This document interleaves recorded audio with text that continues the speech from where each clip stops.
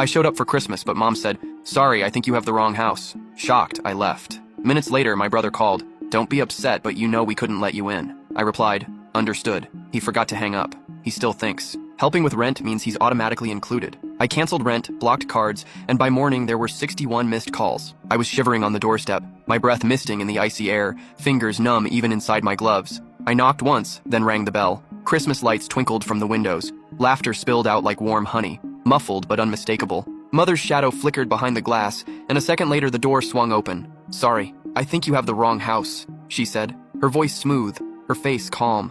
I blinked. "Mom, what are you talking about?" Her expression didn't change. "I'm sorry, I don't recognize you. Are you serious? It's me. It's..." The door clicked shut. No slamming, just a firm, final shut. I stood there, the cold biting through my coat, the sting reaching somewhere deeper. For a moment I thought it was a joke, some cruel, twisted prank, but then I heard it. The muffled laughter, the clinking of glasses, the warmth of family cheer bleeding through the walls. I stumbled back, turned to leave, but my phone buzzed in my pocket. My brother's name flashed on the screen. I answered, my voice tight. "Don't be upset," he began, his tone somewhere between pity and irritation. "But you know we couldn't let you in." "What?" I whispered, still staring at the glowing windows, my vision blurring. "You know how things are, okay? It's complicated. Just please, don't make a scene." "A scene?" My voice cracked, and I heard someone's muffled voice in the background. "He still thinks helping with rent means he's automatically included." Silence. Cold, crushing silence. I hung up without another word. My breath came in short, angry bursts, clouding the freezing air.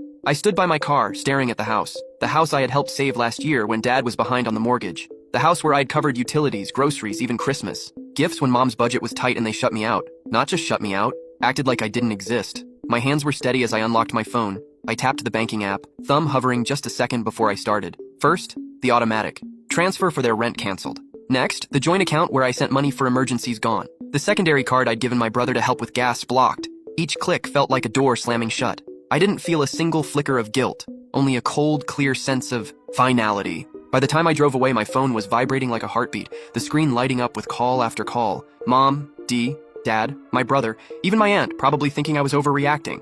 But I didn't answer. I didn't even look. By morning, I had 61 missed calls, and I felt nothing. I wasn't always the outsider. For most of my life, I was the fix-it kid, the one who stepped in whenever there was a crisis. When Dad's job was restructured 3 years ago, it was my paycheck that kept the house from slipping into foreclosure. When Mom's emergency dental surgery came up, it was my car they swiped.